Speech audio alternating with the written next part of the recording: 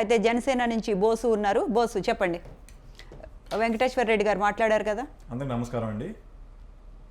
ఒక సిచ్యువేషన్ చెప్తాను, ఎందుకంటే అందరూ మాట్లాడారు బాగానే ఉంది. మన హోటల్కి ఫుడ్ ఇన్స్పెక్టర్ వెళ్ళాడండి చెక్ చేయడానికి. వెళ్ళాక ఫ్రిడ్జ్ డోర్ ఓపెన్ చేశాక స్టేల్ ఫుడ్ ఉంది, ఎప్పుడుదో చికెను, ఎప్పుడుదో ఇది ఉంది, ఎప్పుడుదో ఆయిల్ ఉంది అని చెప్పి హోటల్లో ఇన్స్పెక్టర్ హోటల్కి వెళ్ళిన అతను చెప్పి వాళ్ళ మీద లైసెన్స్ క్యాన్సిల్ చేశారండి. నేను ఎగ్జాంపుల్ చెప్తున్నా జరిగిందని. ఇప్పుడు హోటల్ ఓనర్ ఏం చేశారంటే కోర్టుకి వెళ్ళారు.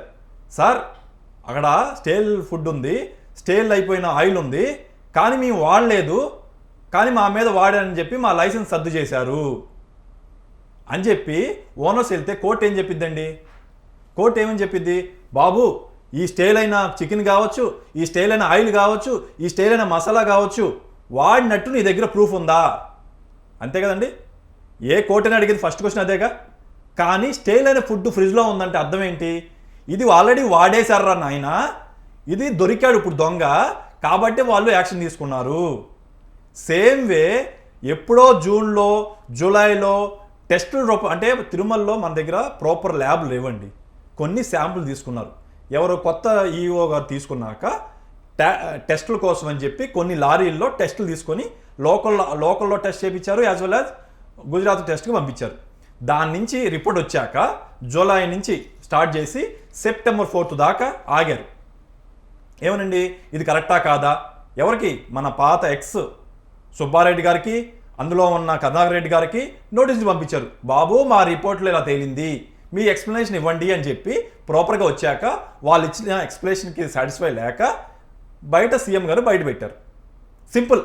ఇందులో పెద్ద లాజిక్ ఏం లేదండి. అంటే సుప్రీంకోర్టుకి ఎవరైతే ఫైల్ చేశారు, టీడీపీ గవర్నమెంట్ కావచ్చు లేదా జనసేన కాదండి ఫైల్ చేసింది, దీన్ని అపోజ్ చేస్తున్న వేరే సుబ్బారెడ్డి గారు, సుబ్రహ్మణ్యం గారు, ఎవరినైతే జగన్మోహన్ రెడ్డి గారిని బాగా సపోర్ట్ చేస్తున్న సుబ్రహ్మణ్యం గారు ఫైల్ చేశారు. ఏమని? సార్ ప్రాపర్ రిపోర్ట్ లేకుండా దాంట్లో జరిగిపోయిందని చెప్పేస్తున్నారు అని. దాని అర్థం ఏంటండి? కల్తీ నెయ్యి వచ్చిందనేది ప్రూవ్ అయింది. ఇప్పుడు సేమ్ ఇందాక చెప్పిన ఎగ్జాంపుల్లో స్టేల్ అయిపోయిన ప్రోడక్ట్లు ఉన్నాయి, స్టేల్ అయిపోయిన చికెన్ ఉంది ఫ్రిడ్జ్లో అని చెప్పి ఫుడ్ ఇన్స్పెక్టర్ వెళ్ళి చేసిందంటే అర్థం ఏంటి? ఇది ఆల్రెడీ వాడేశారు పాతగా, ఈరోజు దొరికారు అంతే తప్పితే ఈ దొరికిన వరకే వాడలేదనేది కాదు అర్థం. అందుకే మనం ఇప్పుడు సింపుల్ లాజిక్, పెద్ద పెద్ద బ్రెయిన్లు అవసరం లేదు. అయితే అన్ని ట్యాంకులో ఏదైతే వెనక్కి పంపారో వెనక పంపిన వాటిలో ఈ టెస్ట్ చేసిన వాటిలో దొరికింది. దానికి ముందు దాంట్లో కూడా టెస్టులు చేశారుగా, దాంట్లోకి దొరికింది. ఇది ఇప్పుడు లడ్డులో వాడారా లేకపోతే భోజనశాలలో వాడారా అనేది తేలడానికే సిట్ వేశారండి. ఎందుకంటే ఆయన వాడిందంటే కల్తీ నెయ్యి వచ్చింది అంటే ఈ సిట్ మూలంగానే ఇప్పుడు అంటే ప్రకాష్ రాజ్ ట్వీట్లు అదేనండి. ఇప్పుడు సిట్ వేశారు. సిట్ ఎందుకు చేశారు? బాబు ఇది కల్తీ జరిగిన నెయ్యి ఆల్రెడీ వాడేశారు. ఎందుకంటే శాంపుల్ రిపోర్ట్ తీసుకున్నారు తిరుపతిలో, అది ఎక్కడో వాడారు. అది ఎక్కడో వాడారో తేల్చాల్సింది ఎవరో సిట్ అనే వాళ్ళకి తేల్చడం కదా. మరి ఇంకెవరు చెప్తారు సిట్ వేసావు, ఎందుకు వేసావు సిట్టు? నువ్వు కావాలని ఒకరు సైడ్ చేయడానిక లేకపోతే కావాలని ఇరికించడానికి, సుబ్బారెడ్డి ఇరికించడానికి ఎవరు చెప్పకుండా సిట్ వేసావా అంటారుగా ప్రజలు. రేపొద్దున అందరూ జవాబుదారులు ప్రజలకే కదా, మరి వాళ్ళకి చెప్పాలి కదా. బాబు మీ సిట్టేస్తున్నాము ఎందుకు అంటే ఇలా కల్తీ జరిగింది, రిపోర్ట్ వచ్చింది, ఇది ఎక్కడ జరిగింది, ఎందుకు వచ్చింది, కల్తీ ఎన్నాళ్ళ నుంచి వస్తుంది, ఇంతకుముందు జరిగిందా? మన దగ్గర ఆ లడ్డూలు ఎప్పటికప్పుడు ఉండవు కదండి. ఇప్పుడు 3 నెలల క్రితం తీసుకొచ్చిన నెయ్యి ట్యాంకర్కి సంబంధించిన లడ్డూలు మనకు 3 నెలల పాటు ఉంటే మనం టెస్ట్ చేయొచ్చు. ఏ రోజుకి ఆ రోజు అయిపోయాయి లడ్డూలు. How will you know? అది వాడారు, కానీ ఎక్కడికి వెళ్ళింది అనేది మనం ట్రాకింగ్ ఆఫ్ స్టాక్ ట్రాకింగ్ చేసి వాడాలి. నేను చెప్పనండి ఒక్క నిమిషం. ఇది యాక్చువల్గా వీళ్ళందరూ మాట్లాడుతున్న విషయం అండి. ఖచ్చితంగా కల్తీ జరిగింది. ఎంత జరిగింది ఏంటనేది తేల్చడం కోసమే సిట్ వేశారు. దీంట్లో రాజకీయం లేదు, ఏం లేదు. ఒక అకౌంటబిలిటీ, అంటే గవర్నమెంట్ అన్నాక నేను ఇదే పని చేయాలి, లేదా గవర్నమెంట్ అన్నాక నేను ఓన్లీ ల్యాండ్ డెవలప్మెంటే చేయాలి, గవర్నమెంట్ అన్నాక ఓన్లీ ఇదే చేయాలని లేదు కదండి. ఎవ్రీథింగ్ అందరి మనోభావాలను గౌరవిస్తూ గవర్నమెంట్ అన్ని అకౌంటబిలిటీ, పబ్లిక్ రిలేటెడ్ సంబంధించి అకౌంటబిలిటీ కోసం కోరుకుంటుంది. దాని తగ్గట్టు చేస్తానండి. దాంట్లో ప్రకాష్ రాజ్ గారు కావచ్చు, లేకపోతే వేరే వాళ్ళు కావచ్చు, సుబ్రహ్మణ్యం గారు కావచ్చు, ఫ్యాక్ట్ ఫైండింగ్ కోసం చేయమని చెప్పాలి. కానీ దేవుణ్ణి లాగుతున్నారంటే అదంతా ఫుల్ స్టేట్మెంట్. అంటే నిజంగా ఫుల్ స్టేట్మెంట్. అంటే దేవుణ్ణి లాగకూడదు అంటే ఇది ప్రజలతో ముడిపడిన అంశం అండి, దేవుడు ఒక్కడితో ముడిపడిన అంశం కాదు. ఈ లడ్డూని నా చిన్నప్పటి నుంచి ఇది ఒక ప్రసాదం, అంటే నాకు లడ్డూ ప్రసాదం వస్తే నేనేదో పెద్ద లాటరీ కొట్టినట్టు ₹1 కోటి గెలిచినట్టు తినేవాడిని అండి. అది చాలా ఒక emotional bonding to me Hindu ధర్మంలో. కాబట్టి దాని మీద అంత ఎమోషన్ ఉంది కాబట్టి ఇంతమంది భక్తులు మనబలు అవుతున్నాయి కాబట్టి చెప్పాల్సిన బాధ్యత గవర్నమెంట్కి ఉంది, అకౌంటబిలిటీ ఉంది గవర్నమెంట్కి. అది ఒక ఇష్యూ అండి. ప్రకాష్ రాజ్ గారిని మనం ఇగ్నోర్ చేయడం అంటే మీ డిబేట్ మొత్తం పెట్టినా కూడా నేను చెప్పేది ఏంటంటే ప్రకాష్ రాజ్ గారిని ఆటలు అరటిపండు లెక్కండి. ఆయన ఏం మాట్లాడినా కానీ అంటే ప్రజల కోసం చేయాల్సిన పనులు చేసుకో, సనాతన ధర్మం కోసం పోరాటం చేసింది చాలు అనేసి అన్నారు. రెండూ చేస్తామండి, రెండూ చేస్తాం, ఇది చేస్తాం అది చేస్తాం. అందుకే మాకు ప్రజలు వన్ సైడ్ ఇచ్చారు. మాకు చిన్నగా ఇచ్చింది, మాది ఒక్కటే చేయమని కాదు, తిరుపతిలో కూడా క్వాలిటీ తగ్గింది, మీరు ఇది కూడా ఇంప్రూవ్ చేయండి అని మాకు కూడా ఇచ్చారు. తిరుపతి మొత్తం మాకు వచ్చింది కదా, ఈ ప్రజలందరూ మాకు ఓటేశారు కదా.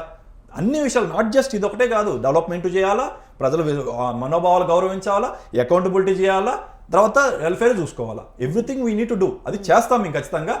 కాకపోతే సుప్రీంకోర్టు వాళ్ళ యొక్క రెస్పెక్ట్ ఇచ్చి సిట్ 2 అయిందని ఇందాక సత్యం గారు అడిగినట్టున్నారు.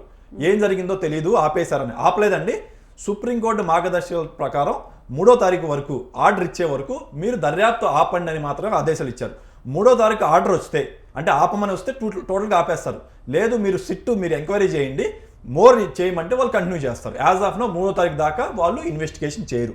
రెండోదండి, ట్యాంకర్స్ వెనక్కి పంపించేశాక, ఇందాక వెంకటేశ్వర రెడ్డి గారు మాట్లాడుతూ ట్యాంకర్స్ వెనక్కి పంపించేశాక మీరు ఎలా చెప్తారు కలిసిందని. ఒరే బాబు, పాతే కలిసినాయి కదరా బాబు, దాంట్లోనే శాంపుల్ వచ్చింది, వెనక పంపించిన శాంపుల్స్ కాదు, ఆల్రెడీ వాడేసిన ట్యాంకర్సే దాంట్లోంచి వచ్చింది. దాని గురించే సిట్ ఎంక్వైరీ, ఎన్ని ట్యాంకర్లు వచ్చినాయి, ఎన్ని ట్యాంకర్లో తక్కువ జరిగింది, ఎన్ని ట్యాంకర్లో కల్తీ ఉందని చెప్పడం కోసమే సిట్ వేసింది. మనం ఓవరాల్గా కూర్చొని వరుస పెట్టి ఒక సింపుల్ స్టేట్మెంట్ కాకుండా విత్ డాక్యుమెంట్ కోసమే సిట్ వేశారండి. రెండోది, టెస్ట్ చేయకుండా మీరు ఎలా చెప్తారంటే, ఇందాకే కదా చెప్పానండి, మనం వాడేసిన లడ్డు వెళ్ళిపోయింది, మనకు కావాల్సిన ట్యాంకర్ వచ్చింది, ఏదైతే యూజ్ చేశారో దానికి సంబంధించిన సుబ్బారెడ్డి గారికి, ఈఓ గారికి మనకి ఎక్స్ప్లెనేషన్ లెటర్ అడుగుతారు. అకౌంటబిలిటీ అంటే ఏంటండి, బాబు ఇలా కల్తీ వచ్చింది, ఇంతకుముందు కూడా ఇలా వచ్చినాయి, మీరు ఏం యాక్షన్ తీసుకున్నారు, మీ ఎక్స్ప్లెనేషన్ ఇవ్వండి, మీరు హెడ్ ఆఫ్ ది డిపార్ట్మెంట్గా మీరు ఏం తీసుకున్నారు, మాకు ఇలాంటి రిపోర్ట్ వచ్చింది, ఇంతకుముందు టీటీడీలో టెస్టులు చేశారా, ఇలాంటివన్నీ అడిగారు. ఓకే, ఆ రెస్పాన్సిబిలిటీ ఉంది, వాడడం కన్ఫాము, అది సిట్ తెలుస్తుందండి. ఇంకో 2-3 రోజుల్లో సిట్ కూడా ఇచ్చేస్తుంది మీకు, లేకపోతే నెక్స్ట్ ఒక 10 డేస్లో ఆ రిపోర్ట్ క్లియర్గా వస్తుంది. మూడోది, రాజకీయాలకు ఎలా ఉపయోగించుకున్నాడు సుప్రీంకోర్టు గారి మీద మేము, అదే సుప్రీంకోర్టు జడ్జి గారి మీద మేము చెప్పలేం, కానీ ఇది రాజకీయం కాదండి. ప్రజల యొక్క అల్టిమేట్గా సుప్రీంకోర్టు అయినా మనం ఇన్ని రకాల చట్టాలు ఏది చేసినా ప్రజలకు జవాబుదారీకరణ కోసమే కదా. ఆ రోజు ఇండియాలో ఎక్కువ మంది హిందువులు ఉన్నారు, వారి యొక్క మనోభావాలను కాపాడాల్సిన బాధ్యత, అకౌంటబిలిటీ చేయాల్సిన బాధ్యత మన ప్రభుత్వాలకి, కోర్టులకి, పోలీస్ స్టేషన్లకి, లేకపోతే న్యాయ వ్యవస్థకి, అందరికీ తలొక రెస్పాన్సిబిలిటీ ఉంది. రాజకీయాలకు వాడట్లేదు, తప్పు జరిగింది, ఇంతమందితో ముడిపడిన తప్పు జరిగింది, దీన్ని తేల్చడానికి కోసమే చేస్తున్నా తప్పితే రాజకీయం అయితే కాదండి. అసలు మా పవన్ కళ్యాణ్ గారి ఆయన ఐడియాలజీయే కాదు, కుల రాజకీయాలకు అతీతం ఆయన. కాకపోతే ఏంటంటే ఆయన అందరినీ గౌరవిస్తాము, హిందువులకు కూడా గౌరవించినప్పుడు ఎందుకు ఇలాంటి వాళ్ళు ట్వీట్ చేస్తారు? ప్రకాష్ రాజ్ గారికి మిగతా విషయంలో జరిగినప్పుడు అంత రెస్పాండ్ అవుతున్నప్పుడు హిందువులకు మాత్రం మీరు కూడా అదే రెస్పాండ్ అవ్వాలి కదా. ఇప్పుడు మసీదులో జరిగిందనుకోండి, ఇలా రెస్పాండ్ అవుతారా? చర్చిలో జరిగితే ఇలా రెస్పాండ్ అవుతారనే పవన్ కళ్యాణ్ అడిగారు. సేమ్ వే హిందువులు వచ్చినప్పుడు మీరు కూడా ఇలా రెస్పాండ్ అవ్వకూడదు కదా, ఇలా ఎందుకు రెస్పాండ్ అవుతున్నారని చెప్పి ఆయన కోపం వచ్చిందండి. యాక్చువల్గా మాకు ఫేవర్గా మీరు రెస్పాండ్ అవ్వాలి, కానీ మీరేం చేస్తారు, ఏముంది రాద్దాంతం ఎందుకు ఇంత అన్నట్టు రెస్పాండ్ ఎందుకు అవుతున్నారు అనేది పవన్ కళ్యాణ్ గారు కోపడ్డారండి. ఫోర్త్ది, అసలు అంటే ఈ రాజకీయం వద్దంటారన్నారు, ఆయన వద్దంటారంటే చివరికి పవన్ కళ్యాణ్ గారు పెళ్ళిళ్ళు దగ్గరికి వెళ్ళారండి. అంటే ఇంకా మారరా మీరు? మీ లైఫ్ ఇంకా మీరు జీవితంలో మీరు మారరా? రాముడు ఒకళ్ళే ఉన్నారంట, వెంకటేశ్వర రెడ్డి గారు మాట్లాడుతున్నారు. కనీసం సిగ్గనేది తెచ్చుకోండి సార్. ఇంకా 11 సీట్లకు పడిపోయిన తర్వాత కూడా ఇంత సిగ్గనేది ఉండలేదా మీకు? ఇంకా మా పెళ్ళిళ్ళ జోలికి వస్తారా? సిగ్గనేది లేదని ఎన్నిసార్లు చెప్పాలండి మీకు? చెప్పుతో కొట్టారు మీ మొహం మీద, ప్రజలు చెప్పుతో కొట్టారు. బాబు మాకు కావాల్సింది పవన్ కళ్యాణ్ పెళ్ళిళ్ళు కాదు, మాకు అడ్మినిస్ట్రేషన్ కావాలని చెప్పుతో కొట్టా కూడా మళ్ళీ ఈరోజు సిగ్గు లేకుండా ఆయన ఏమంటారండి? సరే, ఇక మీకు సిగ్గు లేదు కాబట్టి మేము కూడా దాని మీద మళ్ళీ రిపీట్ చేయదలుచుకోలేదు. తర్వాత ఏం చెప్పినట్టంటే ఆయన ఐడియాలజీ డిఫరెంట్గా ఉంటుంది. ఒకసారి సనాతన ధర్మం అంటారు, ఒకసారి చెగువేరా అంటారు, ఒకసారి కాంగ్రెస్తో అంటారు, ఒకసారి కమ్యూనిస్ట్తో అంటారు, ఒకసారి బీజేపీతో అంటారు, ఒకసారి కావాలని తిరుపతి రెచ్చగొడుతున్నా అంటారు. వీటన్నిటికి ఒకటే సమాధానం అండి. పవన్ కళ్యాణ్ గారు ఫస్ట్ నుంచి చెప్పేది ఒకటే, మన దగ్గర ఇండియాలో కాదు వరల్డ్లో కమ్యూనిజం ఒక సైడ్ ఉంది, China communism, America democracy, India democracy. ఇదొకటే కరెక్ట్ అనుకుంటే కమ్యూనిజం అన్నా ఉండాలి, లేకపోతే డెమోక్రసీయే కరెక్ట్ అనుకుంటే డెమోక్రసీయే ఉండాలి వరల్డ్ మొత్తం, ఎందుకంటే ఒకటే కరెక్ట్ అయి ఉండాలి.